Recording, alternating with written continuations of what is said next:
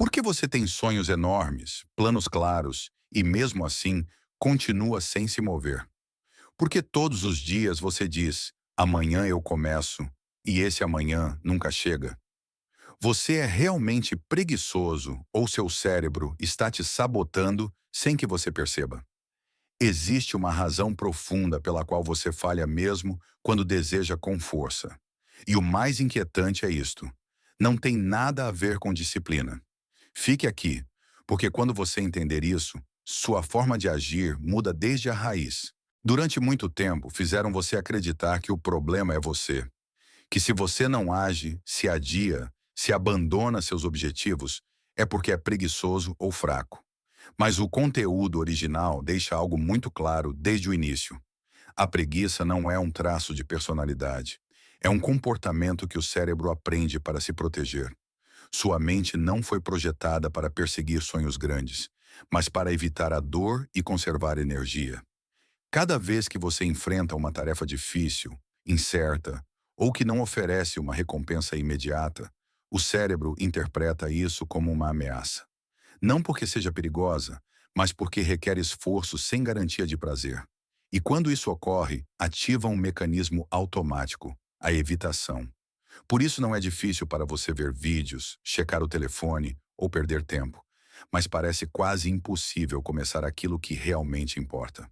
Não é falta de vontade, é uma resposta biológica. O cérebro busca o confortável, o conhecido e o imediato. Todo o resto é percebido como risco. O problema surge quando você repete esse padrão dia após dia. Cada vez que você evita agir, reforça a ideia de que fugir é a opção correta. Com o tempo, esse comportamento se torna um hábito. E então vem a culpa. Você se julga, se compara com os outros e pensa que algo em você está quebrado, mas não está. O conteúdo insiste que entender isso é fundamental, porque muda completamente a perspectiva. Se a preguiça fosse quem você é, não haveria solução. Mas se é apenas um padrão aprendido, então pode ser desaprendido. E esse é o ponto de partida real para qualquer mudança duradoura. Antes de falar de disciplina ou motivação, primeiro é preciso entender como seu cérebro reage diante dos grandes objetivos. Porque é aí que começa o verdadeiro problema. Quando você se propõe uma meta grande, não acontece o que você imagina. Não surge uma onda de energia nem clareza. Pelo contrário, o conteúdo original explica que o cérebro entra em um estado de alarme silencioso. Você não percebe conscientemente, mas por dentro ocorre algo decisivo. A mente detecta incerteza, complexidade e esforço prolongado. Para o cérebro primitivo, um objetivo grande não é inspirador, é uma ameaça. É muito abstrato, muito distante e sem uma recompensa imediata visível. Dizer, quero escrever um livro, quero mudar de vida ou quero começar um negócio, não dá ao cérebro um caminho claro. Apenas mostra um enorme espaço de esforço sem garantias. E quando não há garantias, a reação automática é parar. É aqui que muitas pessoas se confundem. Acreditam que não agem porque não querem o suficiente. Mas o conteúdo é claro. Quanto maior e mais difuso é o objetivo, mais difícil se torna começar. O cérebro não sabe por onde começar e, diante dessa confusão, escolhe a inação. Isso explica por que você pode passar semanas pensando em uma meta sem dar um único passo real. Não é falta de desejo, é falta de clareza operacional. O cérebro precisa de tarefas pequenas, concretas e gerenciáveis para se sentir seguro. Quando não as tem, entra em modo de evitação.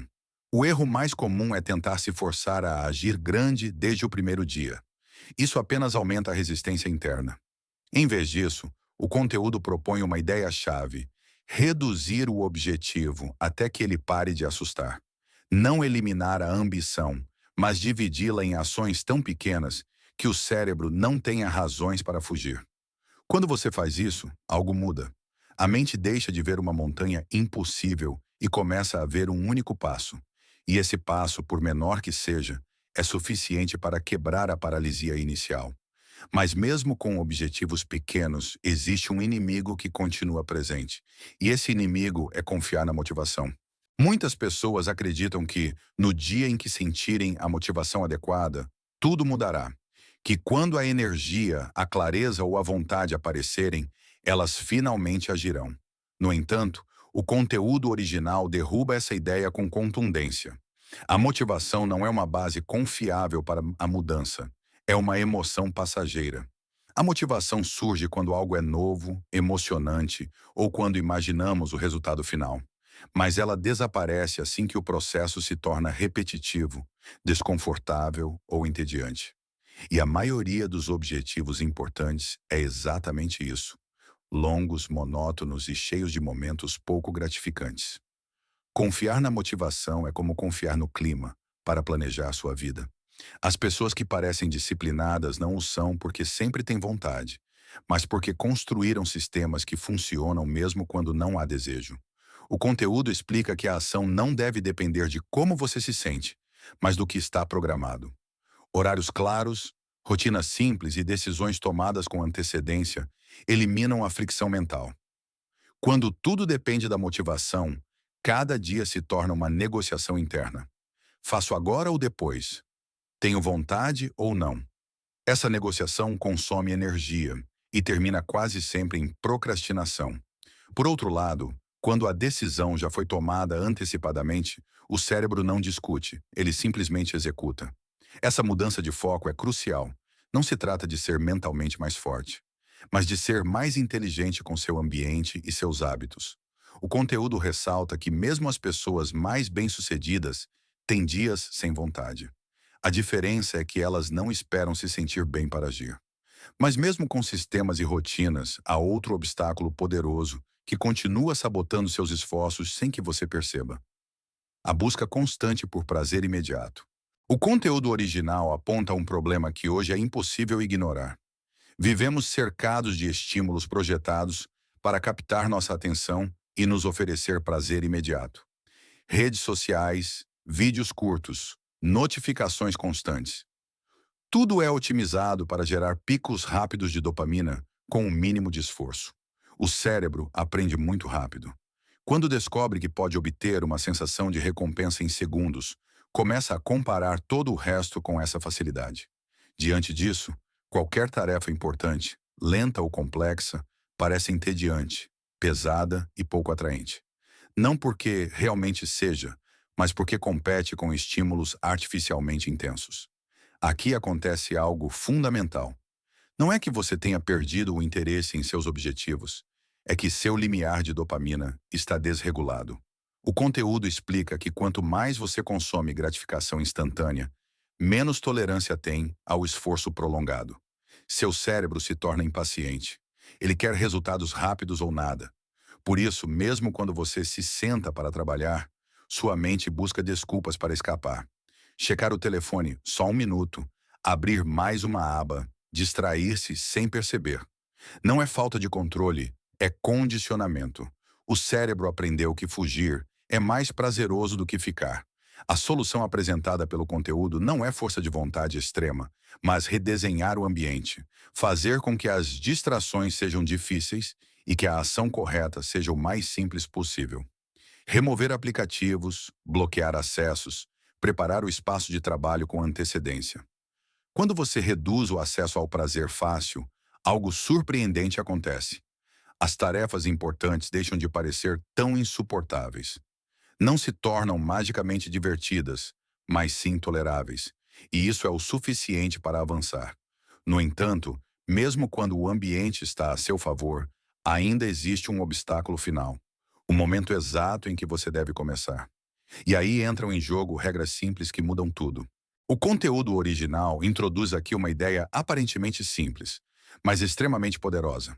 O maior inimigo não é a dificuldade do caminho, mas o início.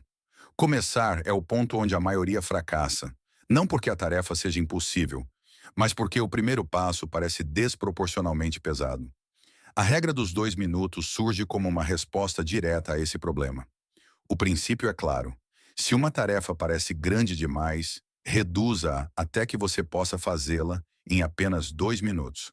Não para terminá-la, mas apenas para começar. O cérebro não resiste a algo que parece pequeno e inofensivo. Quando você diz, vou trabalhar por 2 minutos, A mente para de ativar alarmes. Não há ameaça, não há compromisso de longo prazo. Apenas 2 minutos. Mas uma vez que você começa, algo muda. O conteúdo explica que a ação gera impulso. E esse impulso faz com que continuar seja muito mais fácil do que começar. Essa abordagem quebra uma crença perigosa. A ideia de que você precisa se sentir pronto antes de agir. Na verdade, é o contrário.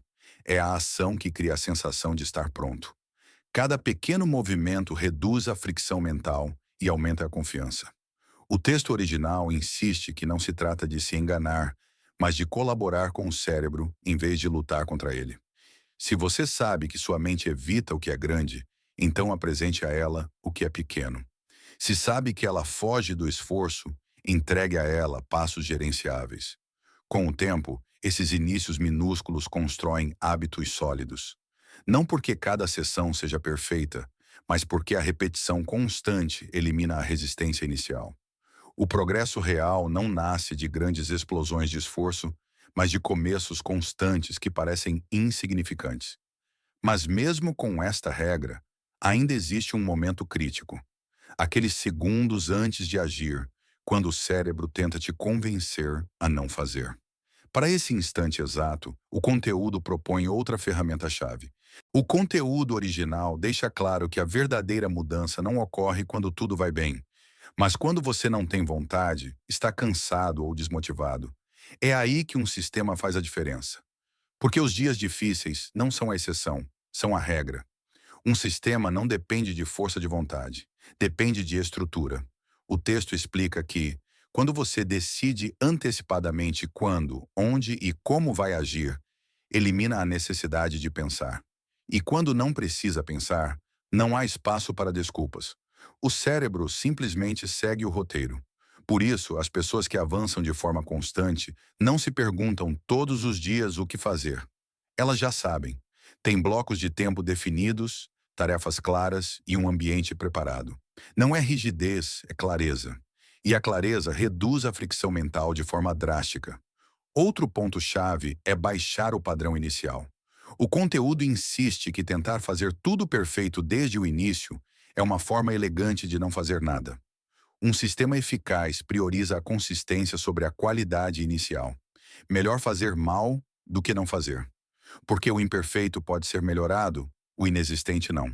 Também é abordada a importância de eliminar decisões desnecessárias. Quanto mais escolhas você tem que fazer, mais energia consome. Um sistema bem desenhado reduz essas decisões ao mínimo.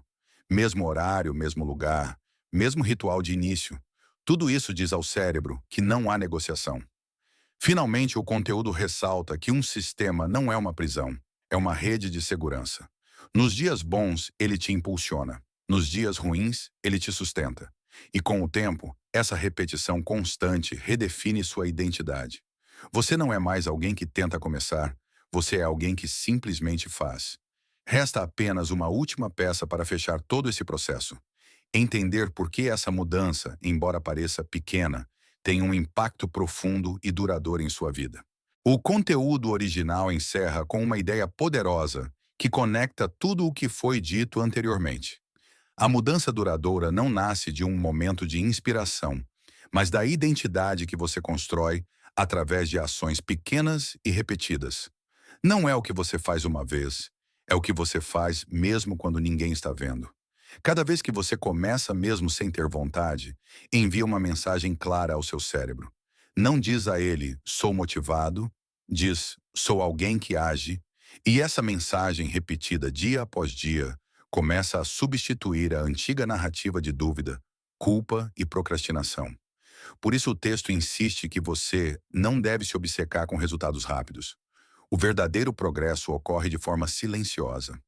Um dia você percebe que já não negocia tanto consigo mesmo, que começar já não dói da mesma forma, que o esforço, embora continue ali, deixa de ser um inimigo constante.